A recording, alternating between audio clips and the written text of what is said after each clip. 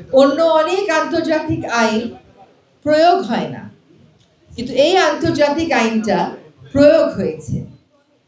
এই আন্তর্জাতিক আইনটা প্রয়োগ হওয়ার একটা বড় কারণ হচ্ছে যে এই ওজোন লেয়ার ক্ষয়িত হয়ে যাওয়ার কারণে সবচাইতে বেশি ঝুঁকির মধ্যে পড়ছিল কিন্তু কিছু উন্নত দেশের নাগরিকেরা।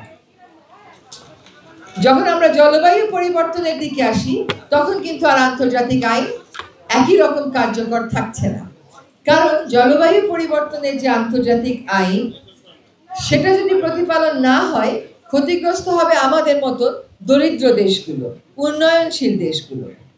ফলে জাতীয় পর্যায়ে বলেন আর রাষ্ট্রীয় পর্যায়ে বলেন আর আন্তর্জাতিক পর্যায়ে বলেন, আইন প্রয়োগের ক্ষেত্রে রাজনৈতিক সদিচ্ছাটা কতটুকু জরুরি এটা কিন্তু ওজোন লেয়ারের আইনটার পরিপালন দিয়েই আমরা বুঝতে পারি। উন্নত বিশ্ব দেখলো যে এইটা যদি আমরা এফেক্টিভলি এনফোর্স করতে না পারি, কার্যকরভাবে প্রয়োগ করতে না পারি, তাদের নাগরিকেরা অতিবেগুনি রশ্মির ঝুঁকির মধ্যে থাকবে। এই জন্য এখানে নিয়মিত তারা অর্থ সহায়তা দেয়, নিয়মিত তারা প্রযুক্তি সহায়তা দেয়, একটা সময় ভিত্তিক কর্ম পরিকল্পনার মাধ্যমে কাজটা করতে তারা নিজেরা এগিয়ে এসেছে, আমাদেরকেও সাহায্য করেছে। জলবায়ু পরিবর্তনের ক্ষেত্রে যখন আমরা বলি যে কার্বন ডাই অক্সাইডের নিঃসরণ কমাতে হবে, তখন আমাদেরকে উন্নয়নের নানান স্লোগান দিয়ে না আমাদের কয়লা লাগবে, না আমাদের জীবাশ্ম জ্বালানি লাগবে, এই কথাগুলো বলা হয়। ফলে যখন গ্লোবাল স্ট্যান্ডার্ডের কথা আসে আমরা খুব খুশি যে ওজোন লেয়ারটা একটা ইতিবাচক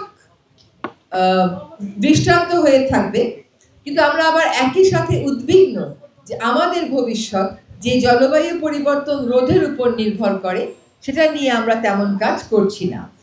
ওজোন লেয়ারে দেখবেন বিশ্বের এমন কোনো রাষ্ট্র নেই যেটা স্বাক্ষর করে নাই। এটাকে বলে ইউনিভার্সালিটি বা সার্বজনীনতার দিক থেকে বিশ্বের একটা অন্যতম ভালো দৃষ্টান্ত। সকল রাষ্ট্র এখানে স্বাক্ষর করেছে। আবার যদি জলবায়ু পরিবর্তনে যান সেখানে আমরা দেখব যে সকল রকমের বৈজ্ঞানিক তথ্য উপাত্ত থাকা সত্ত্বেও বিজ্ঞান যারা খুব ভালো বোঝে, ইংরেজিও যারা খুব ভালো বোঝে, তারা ওই আইন থেকে বা ওই আইনের যে প্রাতিষ্ঠানিক আয়োজন, ওই আইনের যে প্রয়োগের আয়োজন, সেখান থেকে নিজেদেরকে সরিয়ে নেয়। এটা দুঃখজনক। আশা করি ওজোন লেয়ার নিয়ে যে আন্তর্জাতিক আইনটা আমরা প্রয়োগ করতে সফল হয়েছি সকলে মিলে, সেটার দৃষ্টান্ত ধরে আমরা অন্যান্য আন্তর্জাতিক আইন প্রয়োগে এগিয়ে যাব।